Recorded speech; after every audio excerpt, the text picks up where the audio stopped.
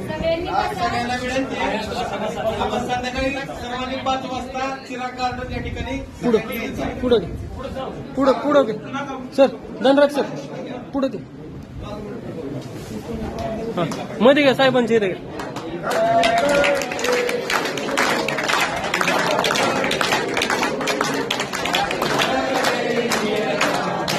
कोण कोण कोण कोण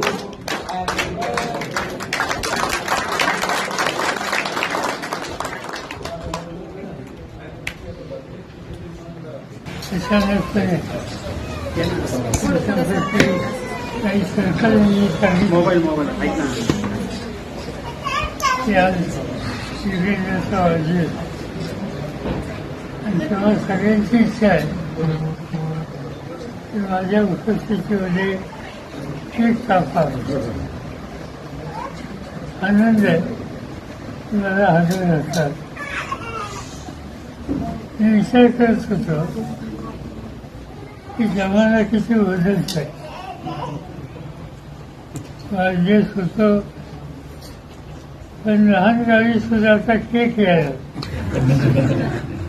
केक कापायला लागले लोक त्याच्यात लक्ष आलं.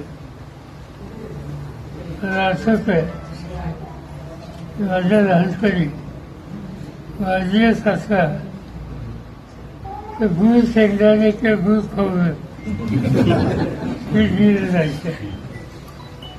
आता ते सगळे जेल बदलले. आनंद आहे की गेले काही दिवसापासून तुम्हा लोकांच्या बरोबर युगेंद्राने कामाची सुरुवात केली. त्याचा स्वभाव लोकांची नवरतेनं बोलण्याचा आहे, सुसंवाद ठेवायचा आहे आणि जे काही आपल्या पद्धतीने करता येईल ते करण्याचा प्रयत्न करावा. या बाबतीत तुम्ही लोकांनी आम्हा लोकांची तुलना करता खावं. मी असो किंवा अजित असो, पण एक गोष्ट लक्षात ठेवा की आम्ही राजकारणात ज्यावेळेस होतो तेव्हा सरकारी आमच्या हातात. आज युगेंद्राला तुमच्यावर काम करायचं सरकार त्यांच्या हातात नाही.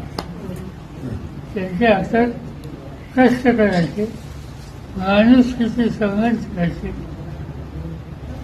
लोकांशी जेवढा संपर्क ठेवता येईल तेवढा ठेवायचा हेच आहे. आणि त्यासाठी तुला सगळ्यांची साथ त्यांना पाहिजे आणि त्याबरोबर सत्तेची अपेक्षा आज यासाठी आपण करता कामा नये. मी काही अधिक बोलण्याच्यासाठी या ठिकाणी मगाशी चेतनाने सांगितलं तुझं वाढदिवस अभिनंदन. आता हे एकट्याचं अभिनंदन किती दिवस करायचं.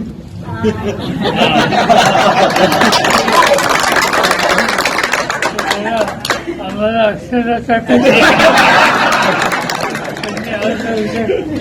वागवू नका.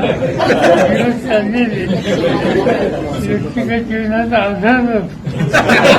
हा घरात त्याचे आधार दुसरा पृथ्वीवरच नसतो. त्याचा विचार गांभीर्याने करते अशी अपेक्षा करूया आणि माझ्या शुभेच्छा.